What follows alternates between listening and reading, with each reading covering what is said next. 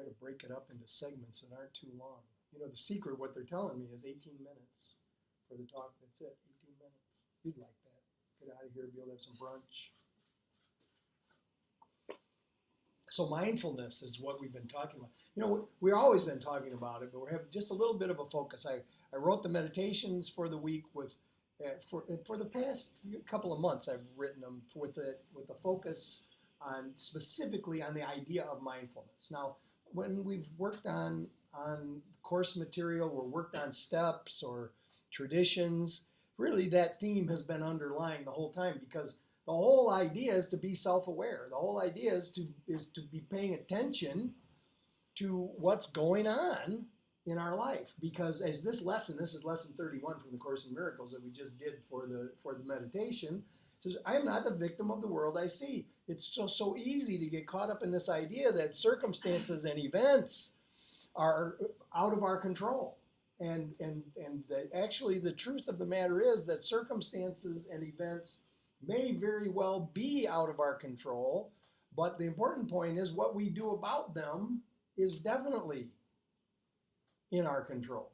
And how we feel about them, how we think about them, how we react or interact, all within our scope of control. And so what that means then is that going forward, what occurs is going to have a lot more to do with what we consciously decided our part was going to be.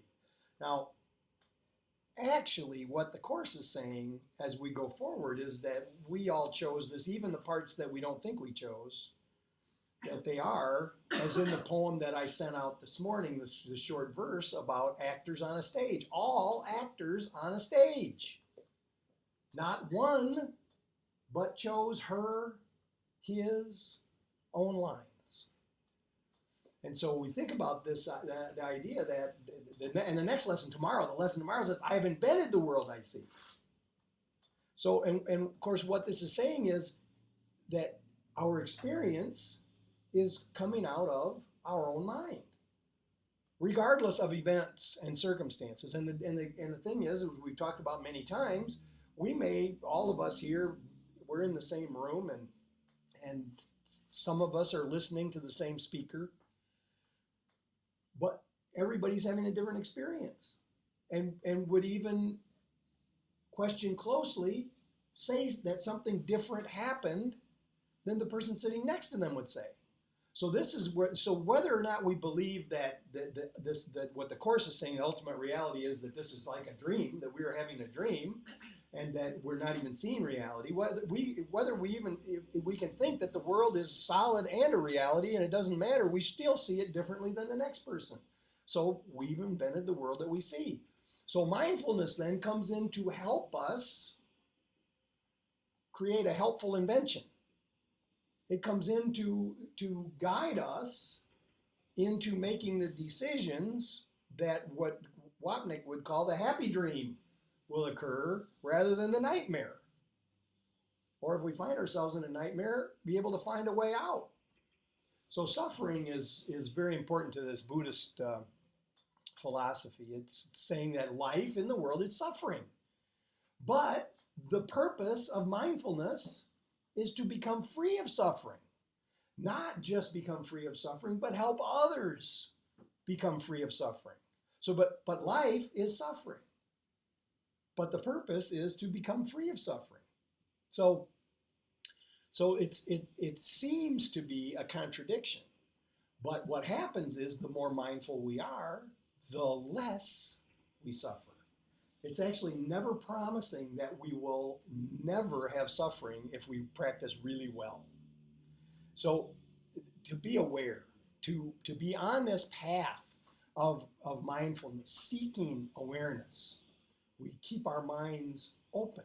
And here's what the problems that we're having are, first, we have this problem of, well, we could call it greed, we could call it acquisition sense, we could call it what out of a sense of lack, we want stuff. Not just stuff, we want situations to be what we think would be more comfortable, more secure. So this is greed. This is it turns. It actually is one of the base elements in addiction. And one of the major causes of suffering is because greed can never be satisfied. So this is one of the three main components in suffering. And then the second one is aversion, is trying to avoid pain. So on the one hand, what we want is we want to acquire pleasure and we want to avoid pain. And so with these two things happening in our minds, we do all sorts of mental exercises to get what we want and try to keep ourselves from experiencing pain. And when pain comes, whether it's mental or emotional, we want to avoid it. We don't want to look at it. We want to push it away. So go to greed and get something that will like bandage over the pain that we're feeling. But what mindfulness says is stay in the moment. Stay with whatever it is. If you're feeling greedy, if you're feeling like you need something, stay with that. Stay with that. Examine it. It's the same thing that the Course in Miracles is saying. The Course in Miracles is saying you can't bring the light to the darkness. You actually have to carry the dark, because what the Course is saying is the darkness is actually within you. You have to carry that to the light. And so what we do with all of these negative things is we look at them. We see them for what they are. We accept them and then realize that we're in charge of the next thing that we do. So there's this moment of grace. There's a moment of decision that we get to make before we react. Then the third component is delusion. And delusion, when you hear the word delusion, you think, well, that's a crazy person. The person is deluded. The person is not seeing reality. But really, as far as the Buddhists are concerned, and quite a few psychologists, how they look at it is it's just living a fantasy life. It's just living a fantasy in your mind that works with these other two ideas of greed and aversion in a way that keeps you occupied. So mind is continually occupied with delusion. I've invented the world I see. This is what it's talking about. It's talking about delusion.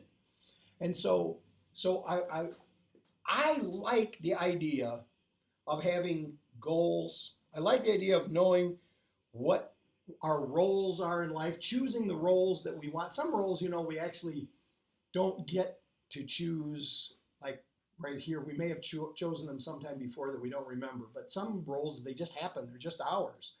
And but there's nothing wrong with having roles and goals concerning them. And to have plans, and to move towards those goals. To do that in a mindful way. The problem is getting lost in fantasy. And fantasy may seem like it's harmless. Now, the fantasy I'm talking about is walking around thinking things like, if only we had this much money, if it's that character defect of if only, it's covetousness. If only I had this much money, if only I got that job, if only this person came into my life, then to actually see pictures of it running around in the mind. The problem with fantasy is we've actually at some level already decided it can never come true. And it's just a diversion. It's just a distraction. And so, but this power of the mind to do this can be focused. And we can look at our roles and our goals and actually visualize in the same way we visualize in a fantasy, but visualize with intention of bringing that into our experience. So to stay aware of what is in the mind, to stay aware of what is happening all around us. And if you just start noticing thoughts. Here's the thing about this meditative practice. When you hear someone talk who's a meditator for a long time, they will tell you about experiences that they have where their mind goes completely still, where timelessness descends upon them, where they feel this total connection to the universe and everything, they know everything is grand and glorious and most of all, okay. Everything is okay, don't worry about it. Well, this is not the experience when we first start doing this. And for some people, it takes many, many years of practice to enter these states. So you think when you sit and start meditating and the thoughts come, you go, see, I'm no good at this. I've never been good at this. I sit and the thoughts come and I can't make the thoughts stop. Stop trying to make the thoughts stop. Just look at the thought. Well, that's an interesting thought. And let it go. And then another one's going to come in a minute. And just examine it. Just look at it and see what it is. After a little while, you start to recognize the thoughts as to whether they're connected to greed, to aversion, or whether they're just delusional. And with this mindfulness comes some ability to do something with the thoughts. Soon, the ability comes to change the thought, to decide to think something different, to say, no, this one I don't want. And in the Course in Miracles, it says, ask the Holy Spirit for another thought. I don't want this one. Give me something else. You don't have to do it that way. You can decide. You can actually, like I did for years, I had a list of other thoughts that I wanted to substitute for those. Well, however you want to do it, it doesn't matter. But what the important point is that we're training the mind. That we're training the mind to work with what is right now. And all of these ideas that, this is hard. The fact of the matter is that in order to do this, there's some discipline involved. And that's just the way it is. And so we make a decision whether or not we want our mental state to improve, because for sure this is what's going to happen. If the mental state improves, the world improves. Our world improves. So we think about, there's all sorts of inspirational things for us. There's all this terrific spiritual literature.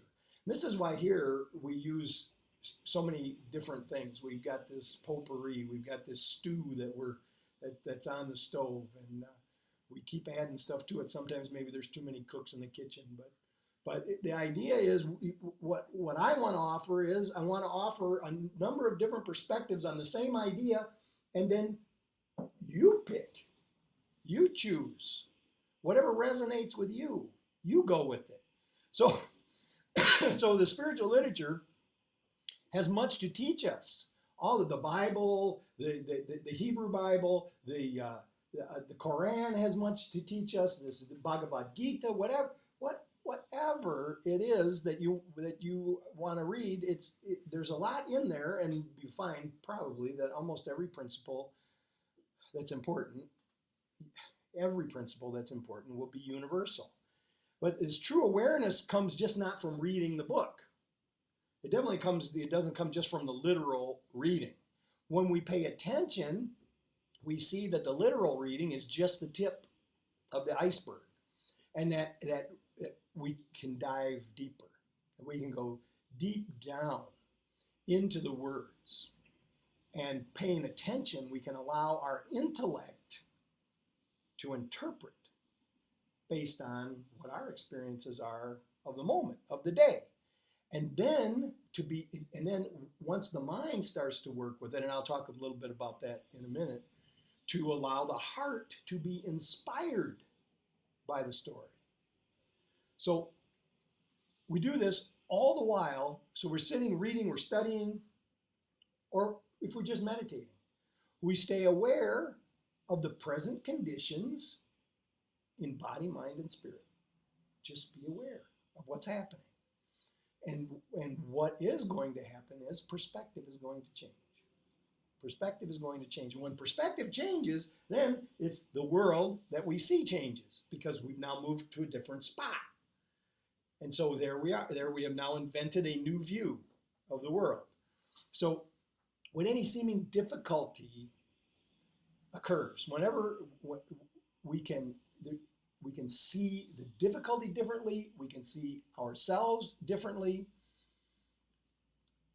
it's very easy, and I think all of us have done it at one time or another, to see ourselves as less than, not capable of, and being afraid, and many times being afraid to admit to anybody, I'm overwhelmed, I don't think I can do this, I don't think I'm up to it, because you don't want to have that kind of an admission of weakness.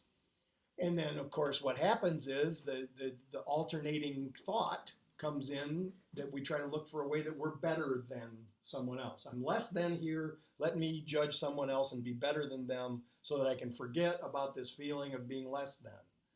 Well, we may find ourselves in a place where we felt guilt or shame over some behavior or shortcoming. But we understand, after being mindful for a while, that guilt is only good as a signal not to repeat that. Don't do that anymore. The problem with guilt is what it's always been for us, is that it's an identifier. We're guilty about something. We have a tendency to identify ourselves with the act or the thought that we're guilty about, and we say to ourselves at some level, that's me. That's who I am. Or maybe we might just say, that's how I am. But it's not. It is actually a script that we have chosen over time. Now, some of that script was given to us at a formative age, and we may argue about whether or not we chose it or not, but it's still a script, and we can change it. But we can't change it if we identify it as ourselves. So we need to become aware that changing behavior on a permanent basis means changing beliefs, thoughts, and feelings. So there's a quote in Narcotics Anonymous basic text that says, we usually find that we are doing better than we're feeling.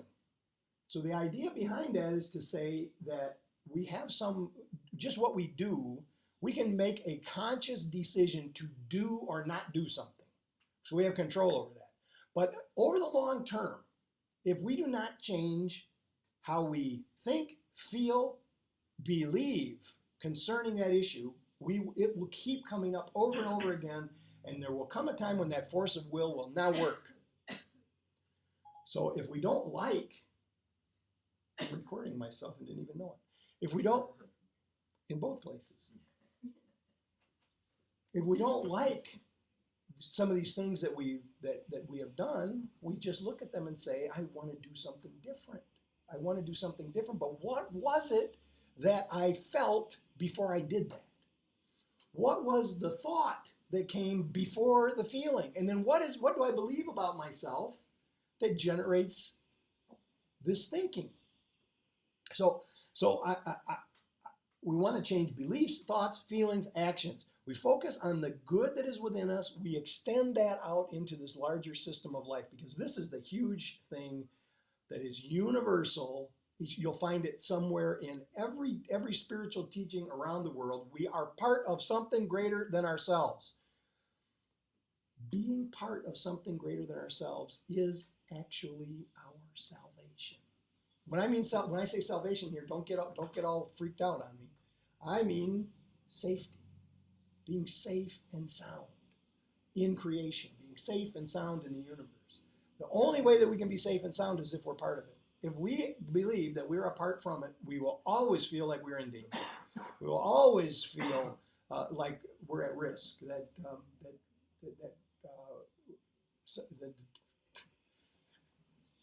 It's grim. So we're part of this larger system of life, and the larger organism which we're a part of is just to think about it this way. It's extended. This larger organism, you can call it God if you want. You can call it the universe. You can call it the web of life. Whatever you want to call it, doesn't matter. But it's extending itself as us. This thing that we call a self actually doesn't exist. For well over 100 years, they tried to pinpoint where in the brain the self lives, and they can't find it. They cannot find it.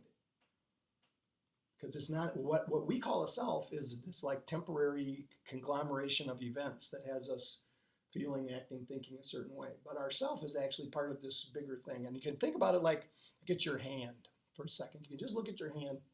If you put your consciousness into your forefinger and touch your thumb, you can try this at home, you can try it now if you want. Your consciousness is in your forefinger, touch your thumb. You feel your thumb on your forefinger primarily. But if you turn it around and you put your consciousness in your thumb and you touch your forefinger, you feel your thumb. It's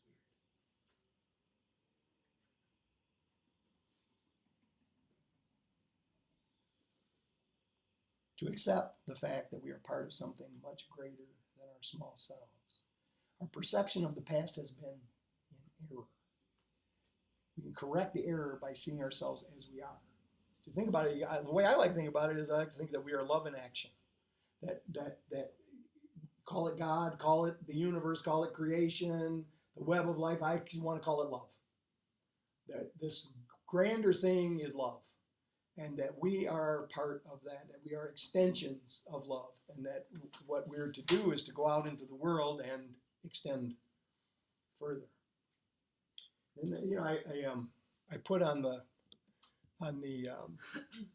title for the talk, I put wise, and then parenthetically I put acre. So we're talking about wisdom, but we've got to have a little bit of, this is what, I'll get to that in a second. I want to be discerning. We want to grow to this place where we are discerning.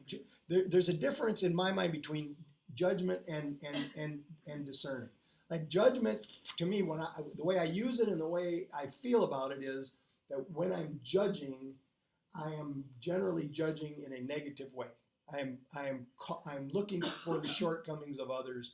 When I'm discerning, it's like about awareness. I am seeing, and I may actually, part of the discernment may be judgment. I may discern that I am presently judging, but the discernment has a neutrality to it, or I'm not attaching values. So I want to see everyone in this light of discernment. So, because from time to time, okay, most of the time, we may tend to see others in a negative light, a dark light, if that's possible. I don't know. It seemed possible when I wrote it. We may have judged them harshly. We may have listed their character flaws to whoever was listening. Now, this is neither wisdom nor right judgment. All of the people in our lives, all of the people in the world are of equal value. They may not be of equal behavior, but they are all of equal value.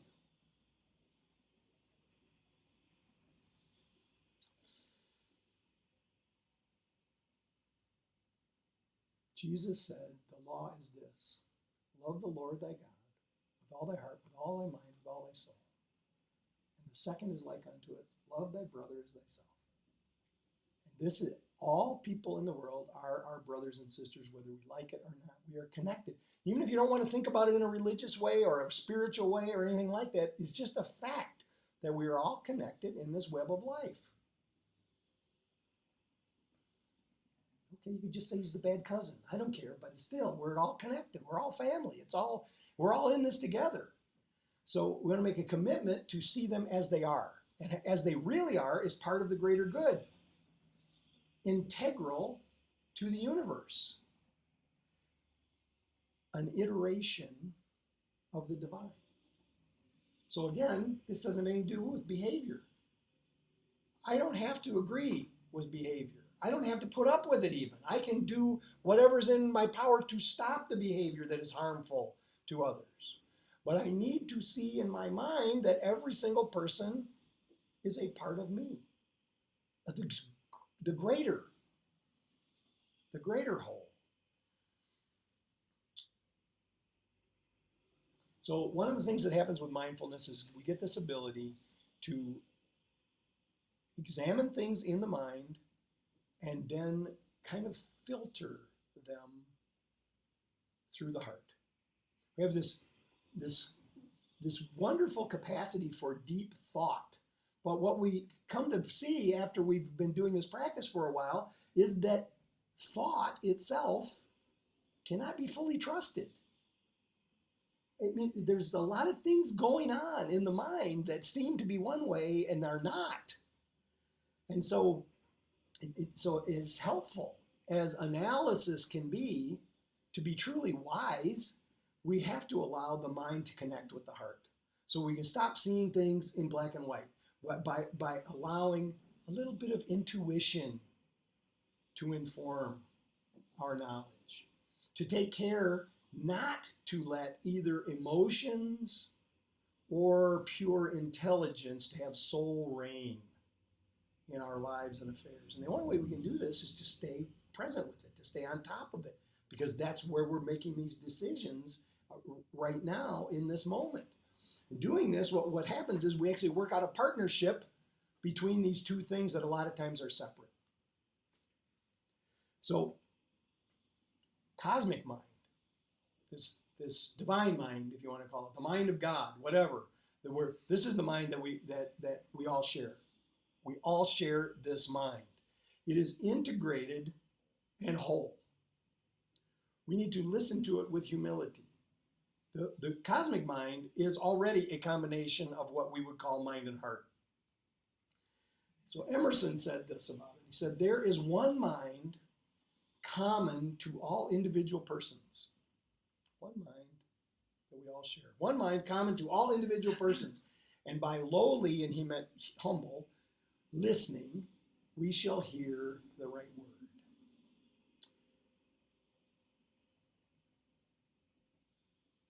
So through this listening, we're learning. We continue our education. We move through. Today, I mean, we know living in the world is lifelong education. There's no stopping it. So don't you try to stop it. It's not going to be good. I mean, for your experience in the world, we've got to keep learning. We got to pay attention. We got to keep up with things. I mean, just the stuff we use in our daily life changes so quickly. I mean, we've got to stay up with it. But as we move through this lifelong learning, we keep an ear open to inner knowledge. All the facts and figures are of little value without proper discernment. We already are filled with an infinite knowing. All of our pursuit of learning is just a remembering process, or maybe a sorting out process. Our sitting practice, when if you hear me say that, sitting practice just means meditation. Our sit practice. Our sitting practice is a process by which we continue to get in touch with that indwelling spirit, which already has all wisdom. We begin by knowing the good that is within us and all around us. That love will meet every need. Love will meet every need. It may not meet the need the way that the ego wants it to, but for sure, love will meet every need. That kindness is what is most called for. That we read, we pray, we listen, we meditate, we learn to extend ourselves in new ways. We discern the good where we did not see it before. Book by book, prayer by prayer. We educate ourselves to trust, to love, to be, and to do. So, transcendence. Here's where, this is what I wanted. This is what I wanted when I started doing this mindfulness practice 30 years ago. I wanted to do what they said I could transcend. That I could transcend. That's what I'm looking for. And what I was thinking in my mind is some kind of getting high that didn't include all of the destruction that the getting high that I did before had. But this transcendence, to transcend old ideas, to release old concepts of the nature of things, to realize that the opportunity for good is present in every moment. This is a transcendent idea, and it's a very different idea than what we were brought up with. Wisdom gives us the ability to transcend restricting, fearful thoughts of lack or danger. We have the ability to awaken from fear at any time because the mind of creation is in us and is totally present everywhere and every when. The best part of us is totally involved in the smallest particle in the largest galaxy. Working with and embracing these new ideas, we easily transcend the old ones to leave behind the small self that we already know isn't real. This is transcendent. To be happy. And here's now I'm going to totally switch up and go Hebrew on you. The truly wise are happy. Wisdom is an awareness that leads to elation, and this is a far cry from the picture of somber old folks filled with some kind of sour wisdom. Further, we have been told in Proverbs that the income of wisdom is better than silver or gold.